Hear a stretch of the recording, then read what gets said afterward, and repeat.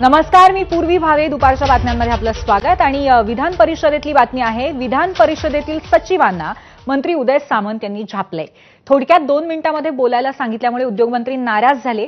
उद्योग विभागावरील उत्तर ऐकायचं नसेल तर लेखी पाठवतो, असं सामंत म्हणाले.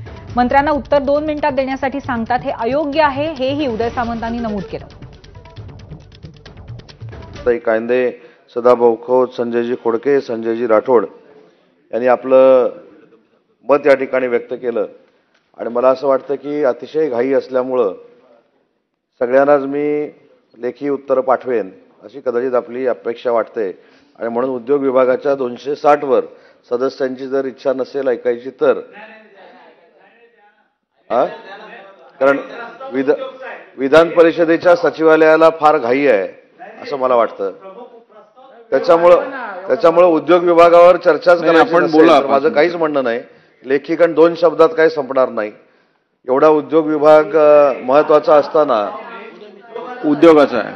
सभापती महोदय, हा त्या ठिकाणी सत्ताधारी पक्षाचा प्रस्ताव आहे आणि निदान प्रस्तावावर तरी सविस्तर उत्तर देऊ द्या. आम्ही एखादा प्रश्न विचारला, सभासद पोटतिडकीनं विचारतात आणि तुमच्या उत्तरात समावेश झाला ना, त्याचा उपयोग काय? आम्ही काय फॉर्मॅलिटी करायला इथे सभासद येत नाहीत ना. नाही, सभापती महोदय, मला स्पष्टपणे इथे सांगायचं आहे की विखे पाटील साहेब ज्येष्ठ सदस्य देखील, मंत्री महोदय देखील इथं आहेत. 4-4, 4:30 वाजता आपल्या सचिवालयामधनं लक्षवेधी प्रवीण भाऊ येतात.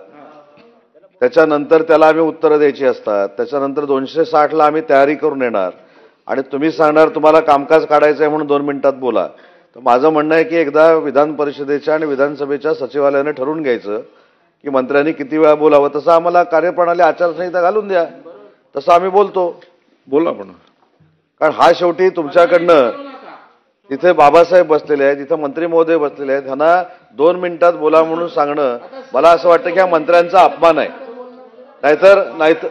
नाहीतर तुम्ही स्पष्ट पद्धतीने सांगून टाका की सभासदांना तुम्ही लेखी उत्तर द्या, म्हणजे आम्ही ब्रीफिंग घ्यायचं.